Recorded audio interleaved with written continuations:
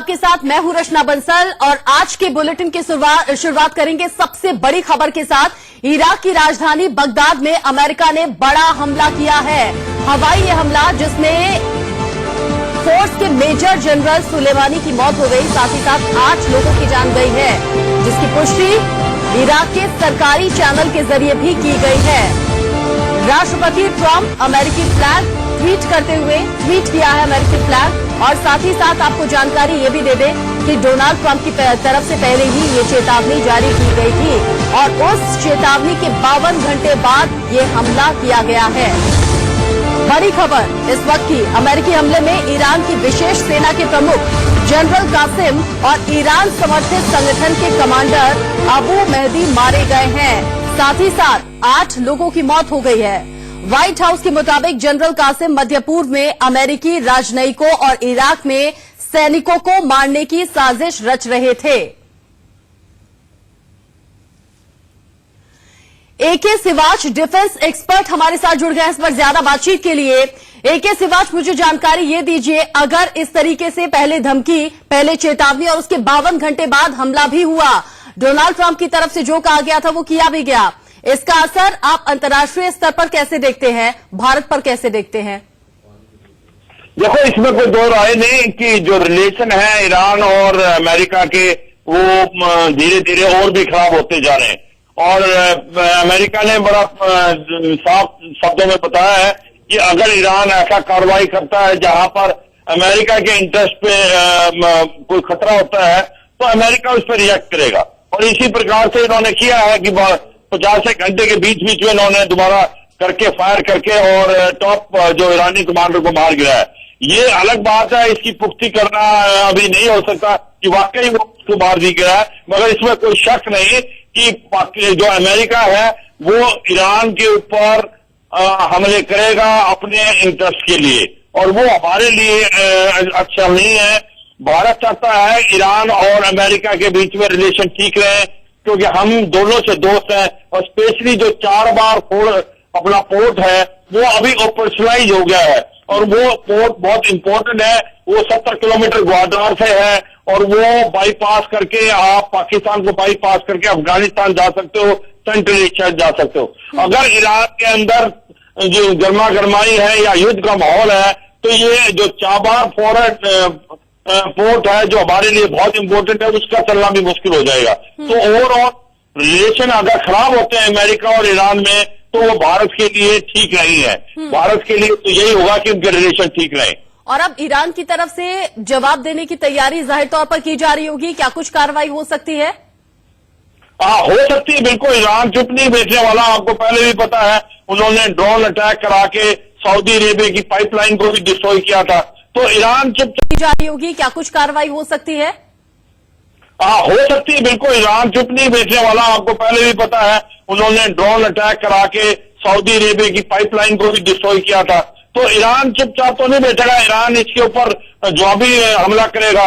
तो एक प्रकार से इससे क्या है कि तनाव बढ़ेगा गल्फ कंट्रीज में, और यहाँ तनाव बढ़ना ना हमारे देश के लिए अच्छा है ना पूरे वर्ल्ड के लिए। एक तो ऑयल वहां से आता है, सारी ऑयल कंट्रीज वहीं पर है, जबकि हमारा ईरान से अभी ऑयल लेना थोड़ा बंद हो गया है प्रेशर अमेरिका के, मगर फिर भी हमारी एनर्जी उसी रूट से आती है। और सेकेंड थिंग जो ये आपका चाबार पोर्ट है, इसके ऊपर भी कुछ ना कुछ इसके ऊपर इफेक्ट पड़ेगा। तो ओवरऑल ये भारत के लिए अच्छा नहीं है, और मुझे पूरा विश्वास है ईरान चुप नहीं बैठने वाला। ईरान कोई न कोई कार्रवाई करेगा, जवाबी कार्रवाई अमेरिका के अगेंस्ट, यहाँ करे या कहीं और करे। लेकिन जिस तरह की तनाव की स्थिति फिलहाल बनी हुई है किसी बात, चूंकि डोनाल्ड ट्रंप ने तो पहले ही कह दिया था अगर कार्रवाई होगी ईरान में लोग भी मारे जाएंगे, जो जाने जाएंगे उसके लिए ईरान ही पूरी तरीके से जिम्मेदार होगा। पहले इस तरह की चेतावनी और उसके कुछ ही घंटों बाद कार्रवाई भी। अब अगर इसमें सुधार की कोई भी गुंजाइश दिखती है तो वो क्या है? देखो, इसके अंदर गुंजाइश तो यही हो सकती है, तो आज की जब दोनों पार्टियां इस बात को माने कि इससे पूरे वर्ल्ड के अंदर शांति का खतरा है। और डोनाल्ड ट्रंप तो बड़े क्लियर है, उनका पता है कि उन्होंने 2020 इलेक्शन आने वाला है, जो वो प्रॉमिस करते हैं वो कर देते हैं। जिस प्रकार से उन्होंने बोला कि मैं अफगानिस्तान से निकलूंगा और अमेरिका के ट्रुप्स निकाले जाएंगे, तो वो धीरे धीरे निकाल लें।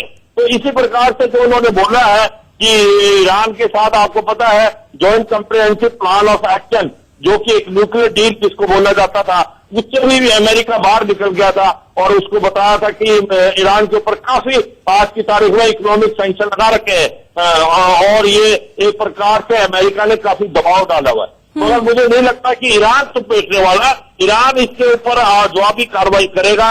अगर जवाबी कार्रवाई होती है तो तनाव अगर इस इलाके में बढ़ता है तो वो तनाव पूरे संसार के लिए ठीक नहीं है और हमारे लिए तो बिल्कुल नहीं है, क्योंकि हमारा ऑयल उसी इलाके से आता है और उसके बाद हमारा जो चाबार पोर्ट, जो एक बहुत इंपॉर्टेंट पोर्ट है के लिए रास्ता है जो बाईपास करता है पाकिस्तान को प्लस सेंट्रल एशिया स्टेट में। बिल्कुल AK सिवाच कह रहे हैं गल्फ कंट्रीज की कोई भी टेंशन अगर है तो अंतर्राष्ट्रीय स्तर पर तो इसका असर होता ही है, लेकिन साथ ही साथ हिंदुस्तान पर भी इसका असर होगा। शुक्रिया AK सिवाच हमारे साथ जुड़ने के लिए, डिफेंस एक्सपर्ट हमारे साथ जुड़े हुए थे। साथ ही इस बीच मेरी सहयोगी शालिनी भी मेरे साथ जुड़ गई है न्यूज रूम से लाइव।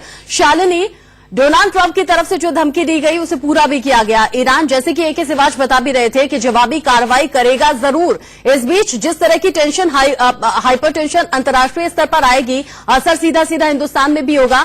लेकिन आप क्या सोचती हैं, क्या समझती हैं, क्या मध्यस्थता की भूमिका कोई निभा सकता है इस बीच? क्या किसी भी तरह की बातचीत संभव हो सकती है? कोई ऐसी गुंजाइश नजर आती है क्या? अभी फिलहाल जो परिस्थिति चल रही है उसके हिसाब से तो रचना दिखे ऐसा दिखाई नहीं देता है, क्योंकि ईरान की तरफ से बहुत स्पष्ट तौर पर ये बात कही गई है कि अमेरिका का ये जो कदम है वो एक तरह से वॉर को प्रोवोक करने वाला है। और स्पष्ट तौर पर ईरान का ये स्टेटमेंट, इसके अलावा जानकार भी ये बता रहे हैं कि अमेरिका के इस कदम के बाद पूरे नॉर्थ ईस्ट के अंदर एक तरह से तनाव बढ़ता हुआ ही आगे दिखाई देगा।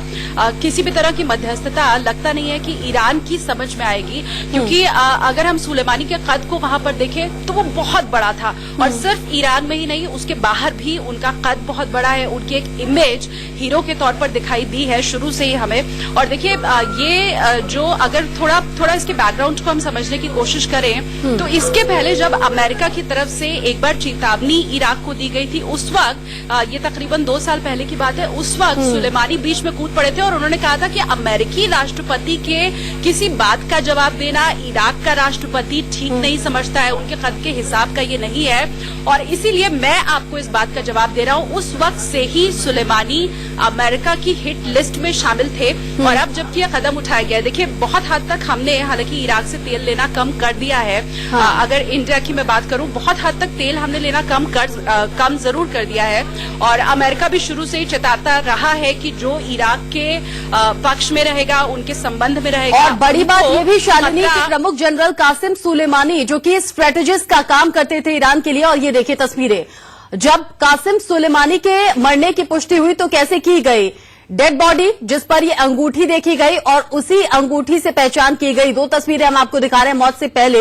अब ये किसी वक्त की तस्वीर थी जब दुआ करते हुए, हाथों को देखिए, हाथ में अंगूठी नजर आ रही है। और ये मौत के बाद की तस्वीरें, जब डेड बॉडी की स्थिति ऐसी हो जाती है कि पहचानना मुश्किल होता है, ऐसे में अंगूठी से ये पहचान की गई, पुष्टि की गई कि हाँ ये कासिम सुलेमानी की ही डेड बॉडी है। कासिम सुलेमानी समेत 8 लोगों की मौत हो गई है। ईरान इसलिए भी बौखलाया हुआ क्योंकि मुख्य रणनीति स्ट्रेटेजी बनाने वाले ईरान के लिए आगे क्या कुछ होना चाहिए और ऐसे में एक बड़ा नुकसान ईरान के लिए। और जैसे कि AK सिवाच रक्षा विशेषज्ञ बता भी रहे थे कि जरूर ईरान की तरफ से जवाबी कार्रवाई होगी, जो कि न तो अंतर्राष्ट्रीय स्तर के लिए ठीक होगी और न ही हिंदुस्तान के लिए ठीक होगी।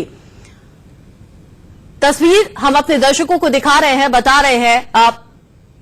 कर्द सेना के प्रमुख जनरल कासिम सुलेमानी मौत से पहले की ये तस्वीर आप देखिए, हाथ की इस अंगूठी को देखिए। हालांकि किसी वक्त ये दुआ पढ़ते हुए, शायद तस्वीर को देखकर ऐसा ही लग रहा है, दुआ पढ़ते हुए ये तस्वीर जिसमें हाथ की अंगूठी साफ तौर पर दिख रही है। वहीं दूसरी तरफ एक घास का मैदान नजर आ रहा है जहां पर शायद डेड बॉडी होगी कासिम सुलेमानी की और इसी अंगूठी से पहचान की गई कि हाँ ये डेड बॉडी कासिम सुलेमानी की है। लेकिन कासिम सुलेमानी का जाना एक बहुत बड़ा नुकसान ईरान के लिए प्रशासनिक तौर पर भी माना जा रहा है, क्योंकि मुख्य रणनीतिकार की भूमिका में स्ट्रेटेजी बनाने का काम कासिम सुलेमानी का होता था और अमेरिका के लिए पहले से ही ये हिट लिस्ट में थे। कासिम सुलेमानी का खात्मा अमेरिका की तरफ से हुए हमले में 8 लोगों की मौत हुई है, कासिम सुलेमानी भी उसी में मारे गए। चलिए आगे